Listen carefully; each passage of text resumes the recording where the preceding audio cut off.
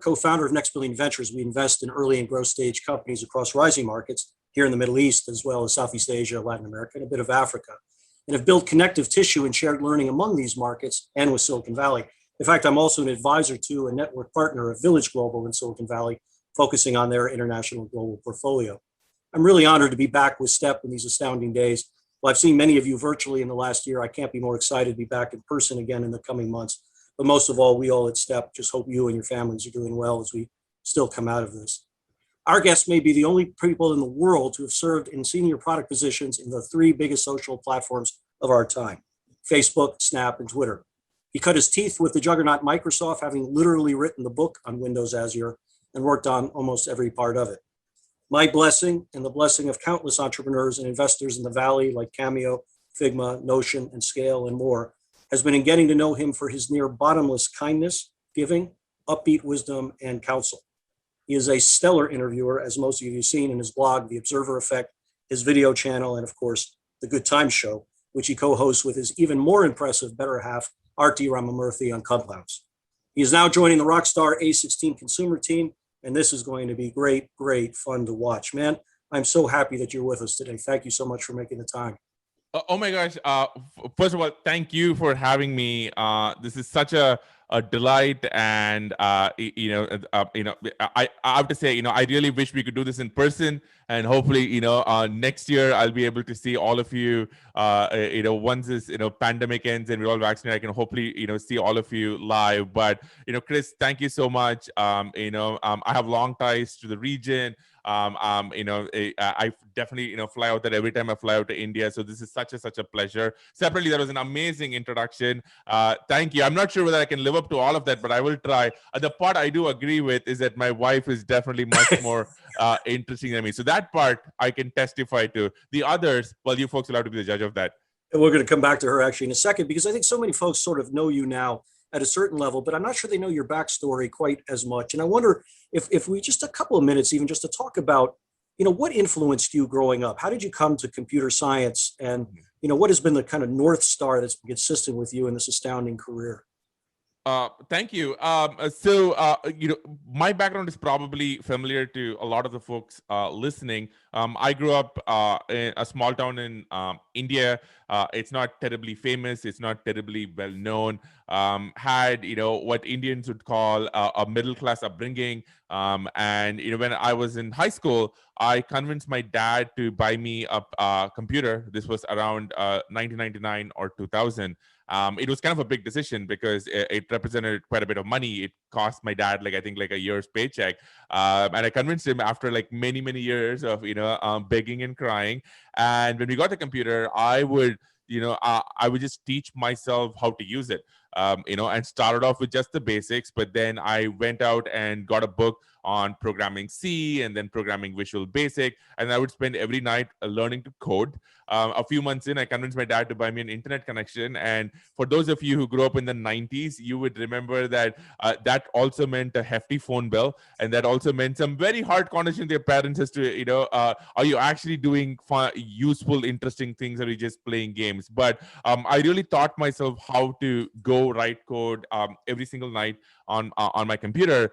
And to be honest, those years where I was mostly self-taught, and we should talk to him about my wife, because she also kind of figures into the story. But though that was the foundation of me getting into technology and me getting into computers. I actually have a degree in information technology and computer science. But to be honest, that didn't matter as much as all those nights I spent just playing around, writing things for fun, trying to take apart software that I was using and see how that worked. That was very, very formative for me. I'm really dying to hear more about Arti. I have to tell you, buddy, because she is extraordinary. And frankly, you guys tried a startup together, which definitely would have ended my marriage. And yet you guys are stronger than ever. So tell us a little about her and that influence that she's had on you and what you do together. Oh my God, thank you. My go-to line is that we met online, but not in the way that sentence means in 2021. Back in 2002, we were both in school, in different schools in different cities. We had not met each other. And we had a mutual friend who wanted to build a website, and this person did not know how to write code. So he was like, well, what do I do? Well, let me pick the two nerdiest people I know and stick them in a Yahoo chat room. And well, this really dates the story since I just mentioned a Yahoo chat room. and every night we would just chat. And at this time, we didn't even know how each other looked like. We didn't know where we went to school. We just knew each other's like kind of Yahoo usernames, and we chatted every single night. And the site just never got built. Like any one of those projects, kind of like, it meandered off. But we were on each other's friends list, and we would chat every single night for months and months and months. And then eventually, we wound up meeting in person a year later, and then a couple of years later after that, started dating, and then got married. And now I think we've been together for over 18 years, married for over 10 years now. And in some ways, I think we've kind of been on this entire journey together, from being in school to, I can talk about our getting our first job together at Microsoft, which was kind of a crazy story. And then like every single move, every single city we've kind of done together. So it's been quite amazing. And, our Clubhouse thing is just kind of the latest thing that we have done together. But yeah, for now, I think we've been together for 18 years now, which is very thankful for that. She's much more impressive than I am. She's unbelievable. But you both are unbelievable. And you've done so much impact for so many people around you. It's interesting, just continuing briefly on the arc of your career, because you've done these great juggernaut companies with these roles. You've done you've tried the startup. Now you're sort of also a portfolio guy, because you've done this amazing angel investing, and now with Andreessen Horowitz. I mean, how have you sort of connected the dots? And often people are kind of portfolio people, and people are sort of startup people, and people are big company people, and yet you've been outstanding at all of it. Thank you. I'm not sure how true that is about the outstanding part. To be honest, all of that happened accidentally. I really wish there was kind of a greater strategy, behind my thinking. But very, very quickly, just kind of walk people through the thinking behind each move in case it's helpful for the folks here. One is, I always resist the classification of whether you're a big company person or whether you're a startup person. I find that some of the most amazing people I work with can really flex and work in any single environment. So for the folks listening, resist the box that people might put you in, or often that you might put yourself in, of what kind of person you are. Because I've been told that many, many times, and thankfully been proven wrong. So first, I joined Microsoft under undergrad and spent 5 years there. I was the first product manager on Windows Azure. I wrote a book. I was very, very, very deep into distributed systems and cloud computing. Now, at the end of those 5 years, my wife and I had a choice. We could stay at Microsoft in Seattle, where we were doing really well, and just be, big company people forever. And I could have worked in cloud computing till now. I was working with Satya Nadella. I was doing very well in my career over there. But we always wanted to work in Silicon Valley and wanted to work on startups. Our first date was to watch a BitTorrented copy of Pirates of Silicon Valley back in the 90s. And we always like, oh my gosh, we want to do that. We want to be a part of that ecosystem. And in 2012, we got our US permanent residencies, which actually let us leave Microsoft. And we were like, great. And it was kind of a scary moment, because we always kind of identified ourselves with big companies, working in cloud computing for me. And it was kind of a big jump, but we sort of backed ourselves and we said, okay, let's go down to the San Francisco Bay Area, to Silicon Valley. And, let's just back ourselves and something will work out. So we came here to the Bay Area and we said, okay, well, there are two of us. One of us should do the crazy startup, and one of us get a job which has a paycheck. So my wife went to, it's interesting, when we are recording this, actually on the day of YC Demo Day, my wife was actually in YC, the batch of, in 2013. And so she was off doing the startup, her and her co-founder, shipping boxes out of her bedroom for e-commerce startup. And me, I told myself, look, I've done big companies and clouds for so long. Let me go work on the exact opposite. And this is where I got very, very lucky. So this is the second part of something I'll tell you, which is a lot of this is just luck. And, I like to pretend that, my LinkedIn profile makes some grand sense backwards, but I was very lucky. I had a bunch of friends who had gone from Microsoft to Facebook. And I told myself, look, I know nothing about consumer products. And this was when Facebook was going through a rough time. They had just gone public, and their stock was down from I think $50 to $25. Yeah. And the whole question was, can Facebook ever figure out mobile advertising? Well, that was the question for them. And I told myself, look, I know nothing about consumer products. I know nothing about advertising. Let me go learn something. So this is where I think a couple of things really helped me in terms of like advice, which might be useful for folks. One is I think being connected to people has kind of always led to great things. I mean, Chris, I think is a great example of that. And being at Microsoft connected me at a scene of fantastic people. And when they left from company to company, I was able to use that relationship to know, oh, wait, there's something interesting happening at Facebook, and I should be a part of that. I think the second part of that Facebook is I do not think of Facebook as a way to make money. In fact, Facebook was actually at the time not doing very well. They had kind of like gone like, that stock price had fallen in half. There were all these questions of, oh my gosh, are they just kind of a hyped startup which is not going to go anywhere? But I really wanted to go learn something which I hadn't done before because I was just bored of working on the same thing. And of course, I was very lucky. I can't pretend there's a master plan. I wound up in the right team at the right place. And we wound up building a lot of Facebook's mobile ad products. But that instinct to just be like, hey, that sounds kind of fun and interesting, and there's some interesting people working on it, has always led me to good things. So that was Facebook. The lesson from, I would say, Snap, I spent a bunch of time at Snap, as Chris talking about, but the lesson for Twitter that I would talk to you about is after Snap, I went to Twitter, where I helped run most of the core product teams over there for a few years.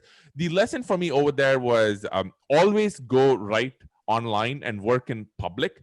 But I would say probably over half of the good things that have happened to me in my career have happened because I've written online or produced content online. Now it's on Clubhouse. And whether it is a tweet, whether it is on Clubhouse, whether it is a YouTube video, putting yourself out there has led to great things. And so with Twitter, for example, Jack Dorsey in 2016 had just come back to the company. He had followed me on Twitter, and he just thought to himself, hey, this is the kind of person we need to get back into the company. I don't know what he was thinking, but that's what he thought. And we had a conversation, and that wound up to me getting my job at Twitter, which was an amazing, amazing story. So all of this could maybe, to misquote the legendary Steve Jobs line, you can probably connect the dots backward, but each time it was very serendipitous. I was very lucky. I had a million other things I was maybe thinking of doing, and I've just been very, very lucky.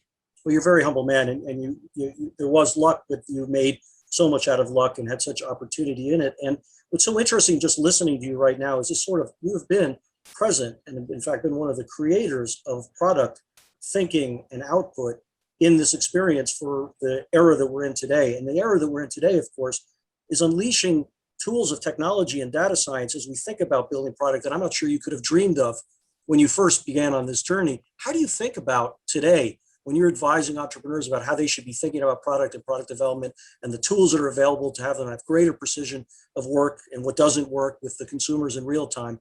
How do you think about it differently now from those juggernauts that you've been with previously? Wow, that's a broad question. Let me try and break this down. So first thing I would say is each one of those companies, from the outside, they often get classified together. Facebook, Snap, Twitter, all social media companies. And there is some truth to that. They do some similar things. But on the inside, the way they operate is incredibly different. And in some ways, I managed to pick up a tool set of how do amazing founders look like, how they think and how they operate, with very, very similar companies and decisions, but with similar great outcomes with very different methodologies. And that kind of taught me a few things. One, it taught me those like few different ways of operating, which we can get to. But the other part of it is that there are many, many ways to build a great company, and there is no one true path. And one of the things I've been able to do with some of my smaller angel investments over the years is being able to help founders with some of the lessons I've learned over the years, like watching Mark or watching Jack or watching some of these people. So I think that's one way I try and help. I think on the comment about right now, I would say the pandemic, which has been tough for so many people, has probably upturned every single industry out there. It is very obvious. Right? There's probably nobody who's listening going to go dispute that. Which means I think in any space you can think of, there are new companies being built. Enterprises which have never bought software in a space are now being like, okay, we're going to rapidly go adopt this, and it's just all over. Like so, for example, we just announced an investment in a company called Hopin that I'm involved with, and they do virtual events. And let me tell you, like maybe a couple of years ago, virtual events were interesting, but at the end of the day, you probably spent a lot of your time on real world conferences. But for the last year, when there's nobody been able to meet in person, it's obviously really, really critical that you have fantastic software and platform to throw virtual events. So I would say across the world, in every single country, in every single space, I'm seeing so much activity, so much innovation, and there's so much energy. So I think it's a fantastic time to be a founder across any space. Now, on the no, please. So I think on the consumer side, I would point people. There's a fantastic series of blog posts that Andreessen Horowitz, the firm I work with, wrote a couple of months ago, and this actually before I started, so I can't take any credit for it. Called "Social Strikes Back." But I would say there was a period of time, maybe from 2013 to 2019 or so, where it felt like, you know what, we kind of have the last word in social apps, that the companies which are great now, and obviously, they're fantastic, I think super highly of them, are probably going to be the only use cases and the only companies around. But I think over the last couple of years, we've just seen so much innovation come out, and in a few categories, which I think there's going to be a big resurgence happening in consumer products. So let me kind of point out a couple of examples. All right, the first one I would think of is in all things some people call this a creator economy, some people call this the influencer economy. But just think about think about companies like Substack, or think about or even like or Cameo, where now individuals can go build direct connections with their fans and have a relationship that just wasn't possible before. I think that is a space which is really, really interesting, and and we're probably just getting started there. So that's one. I think a second which is super interesting, you mentioned Clubhouse, is all things audio, right? Like, it turns out that, and by the way, this is one of the things which has been accelerated by the pandemic. You're sitting at home, you don't have a lot of things to do, and listening to things is a fantastic way to learn, to be engaged. And this is why we're seeing numbers for podcasts go through the roof. And obviously, Clubhouse has been a real phenomenon. So I would say those are just two spaces, but across the board, you're seeing like broad shifts in consumer behavior. If you're a founder, between the pandemic and between this shift, it's a very, very, very exciting time. There's a sort of conventional wisdom that at some point that the exception sort of proves the rule. And what I mean by that is someone breaks out and they kind of suck the oxygen out of the room. And so, people always thought with Facebook was there, it wasn't going to get surpassed. And of course, Snap came, and when Snap came, people thought that might be the end of it. And then there's TikTok, and TikTok came, and that might be the end of it. And then we have Clubhouse, and then there's the other dynamics that you're talking about. How do you, as a person who has expertise in product, but also now as an investor, how do you think about when these things start to get as big as they do, and they have such an advantage in capital and in data? How do you think that startups can sift through that to try to break out in that? Or is this really going to be a game of exceptions where there will be continuously a couple that break out, and there's just going to be many, many that aren't able to figure out how to navigate through that? So I think the first thing is, like, all these companies are fantastic. They have amazing, smart people, and they build amazing product. And each one of them is interesting in its own way. If you're a founder, one of my pet theories is that the only thing which matters is product market fit. So I think you have to think about, is there a community of people that I'm building something for, which is really, really, really interesting and intriguing and adding value to?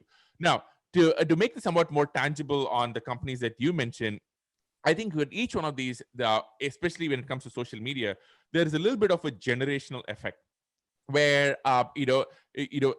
Facebook and Instagram had a set of people, and when Snap really took off, that was with an audience which in some ways wanted to have a separate space from what Facebook and Instagram were.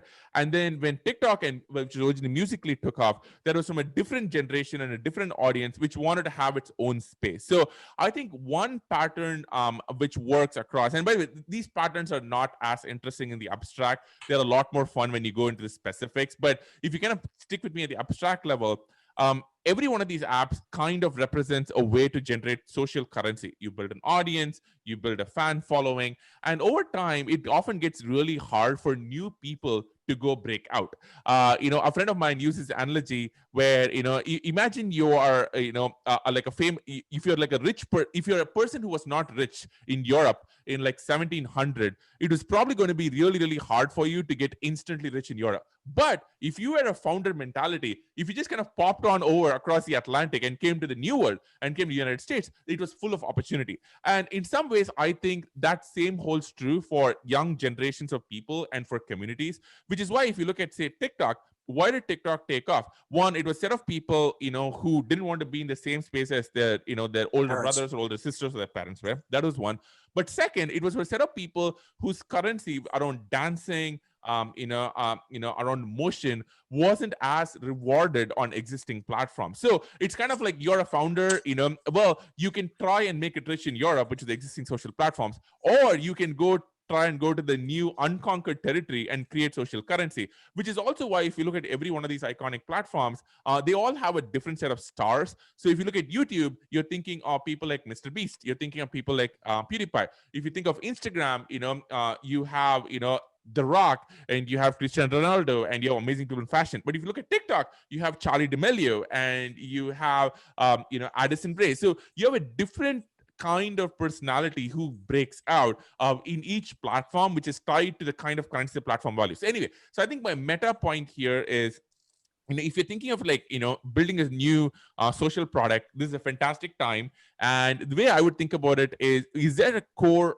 audience who's underserved, who has a talent or a skill set which may not be being captured or may not be being valued appropriately by all the existing platforms? And if you have that, there's something magical. By the way, we could keep going on. Like, for example, I think gaming is another interesting space. You're seeing the rise of Twitch. You're seeing, for example, people like Ninja, or people like I'm wearing a 100 Thieves hat on, Nate Shard, all these folks, they're building huge currency in gaming. So I can go on and on, but I think that finding an underserved community and finding product market fit, I think, is a good rule of thumb. Quick word on the business model, because you did a lot of work on ad products early on. I can't get over in 2021. I'm one of these suckers who actually tell all the social platforms what I care about and what ads I hate and not, and they're still sending me shitty ads regardless. And so you would think in this day and age, there'd be a more sophisticated, better performing, delightful business model to underpin these. How do you think about that right now? Well, I'm a bit biased here, and this is me speaking personally because I spent a lot of time working on these ad platforms. I was, one of the early people at Facebook building on their ad platform. I helped create Snap's ad platform. I think the challenge is, first, I'm actually a long-term believer in ads being actually delightful. I think the challenge, as you pointed out, is it's a little bit of a matching problem. You only know so many things about Chris, and you only have so many advertisers, and you're trying to match the things that you know about Chris to the things that advertisers want to actually advertise. And sometimes you get it right, but sometimes, you get it wrong. I'm actually a believer that ads can be as fantastic and interesting as just regular organic content. That was always the vision that we had, when I was back at Facebook. So I'm actually a big believer in just advertising overall. I know it's not the most popular thing, but this is me speaking as somebody who's worked on this for many, many years. Now, having said that, I do think there is a little bit of a change we have been seeing over the last couple of years. And this is tied to, the rise of platforms like Cameo, and, Substack, which is the historical construct between somebody who is creating content and somebody who's building a platform is you give us content and we will get that content in front of hundreds of millions of people. Right? That was the deal. Right? That's when you create an Instagram account, or that when you create a Twitter account, or when you create a Snap account, that is the fundamental bargain that you're getting into. But I think now there is a new construct, which is we want to support these creators, and support could mean buying their merchandise. Support could mean buying a subscription. Support might mean like buying a course that they might be selling. There could be a million other ways like support could play out. But now there is a financial transaction where a fan, and you only need a few of these fans who are willing to actually support the creators that they follow financially. So I think this has led to all sorts of innovation, obviously, in all these spaces, which I think is going to be interesting. So I think that could be an answer where creators, go wind up exploring these relationships. I don't expect the classical platforms to sit still. Twitch, for example, has built Twitch Bits. YouTube has ways of like supporting creators now. So I think it's going to be a very, very interesting era to see, hey, how do you actually financially support your creators as opposed to just watching an ad among the content they're producing? Yeah, a lot of questions from the audience. As you know, this is not just an audience from the Middle East, though it's greatly that way. This is a global and frankly, very emerging market audience as well. And folks want to know why people in Silicon Valley don't see what seems obvious to them, which is there is literally billions of new customers available that were not there before, and talent is everywhere and being unleashed. And yet Silicon Valley seems stubbornly focused on 50 miles from Sand Hill Road. And I think COVID probably is opening that up, but they're still not showing up. Do you have a sense of why that is and when that's going to change? Um, yeah, well, I'm not sure I can speak for Silicon Valley, but for me, personally, I'm obviously, I obviously have deep ties to India. I grew up there. My family is there, and it's super interesting to see what's happening in the Indian ecosystem. About 10 years ago, I would say, like doing a startup in India was a contrarian move. You would probably have every one of your relatives call up and ask your parents, hey, what is wrong with you? And then, India has kind of seen like multiple generations of startups very, very quickly. They have seen the original first generation with people like Flipkart and Snapdeal. And now you have the alumni from those companies going out and funding other companies too, along with deep platform moves like Reliance Jio, which has kind of brought free, very, very cheap mobile data connectivity to a large part of the country. So I think, if you just look at India as an example, 10 years ago, there were, I don't know the exact numbers, but I would guess the number of Indian companies valued at over $100 million was probably in single digits, very, very small.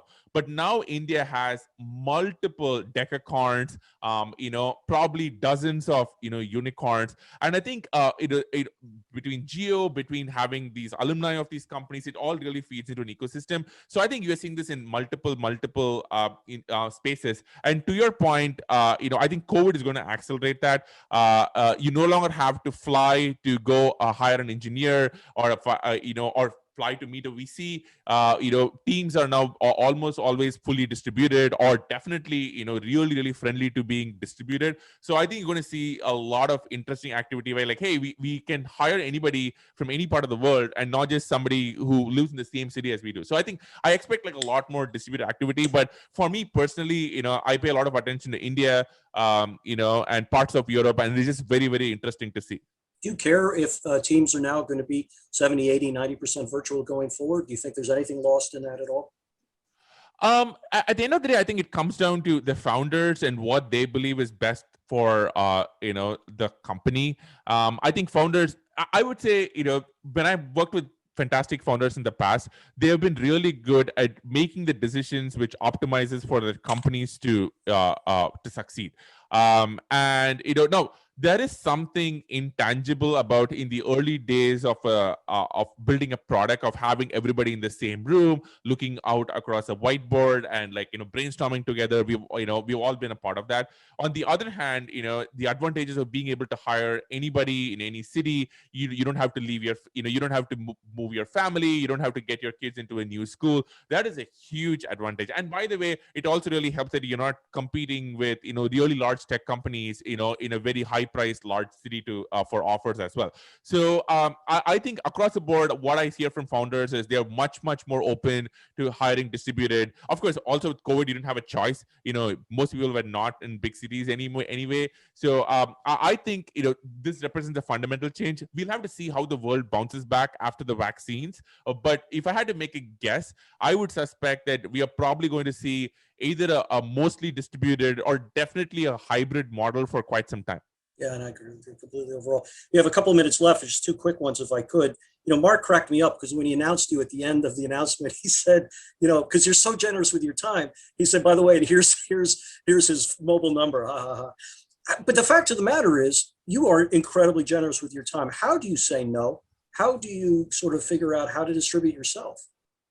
Well, thank you. I hope that's true. I'm sure you can find a lot of people who would not agree with you about me being generous. I would say, if I could reframe it a little bit, I think there are two things that always worked out well for me in life. And so for somebody watching this, these are patterns I feel very confident about sharing. The first is writing online and connecting with people online. I can't tell you the number of good things that have happened to me because of my Twitter account. Meeting people, being able to DM people, or when somebody is going to meet you, they Google you and they immediately know who you are. It makes a massive difference when you go into a meeting when they already know how you think and who you are, as opposed to you spending the first 5 minutes of the meeting trying to size them up. So, producing content in public, and by that does not need to be Twitter. That can be YouTube. Maybe you're an engineer, you can write code on GitHub, but having content in public, I think, is very, very important. So that's one which has really, really helped me. The second one, which I've always tried to do, and I think it works in reverse too, is I've been a big fan of sending cold emails, which what Mark would call harpooning, which is I find that some of the most interesting people in the world, and by the way, I also met Mark through this way, are really, really good at email. And they're very, very good at replying to email quickly. And I think if you can find a way to be interesting, if you can find a way to catch someone's eye, go do it. And one of my tricks is I'm always trying to find somebody who's doing interesting work online. This could be an engineer, this could be a designer, this could be a writer, and they don't necessarily need to be in technology. They definitely don't need to be in a company that I'm trying to invest or anything. They just need to be doing interesting work. What I find, I just send them a note, I send them a DM or an email. I try and catch up for a coffee or a Zoom meeting these days. And over time, that leads to good things because those people wind up doing other interesting things. They either wind up starting an amazing company, or they wind up joining an interesting one, or they might be fantastic hires for the companies that you're building. So I know it's not the question you're asking, but I would say, one, writing online, and second, being very willing to approach people online has been like a key part of like good things happening to me. And by the way, to this day, I try, and I don't want to disappoint anybody, but I try and respond to like a lot of emails which come my way. And often you don't have time, so you just probably have to say, hey, thanks for the note, but let me see, I'm not sure how much I can help. But it goes both ways, and you'll be amazed. And this is especially true if you're living, if you're not living in a major city. Like when I was in India, where growing up, I sent cold emails all the time, and everybody would respond.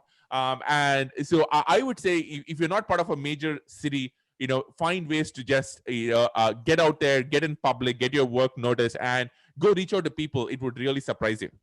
Well, I got to tell you, there's no greater gift a human being can give another than their time. And you've been incredibly gracious with Step, with this amazing insight that you shared. I fear you're about to get inundated in your email box with amazing entrepreneurs from the Middle East, but they are amazing.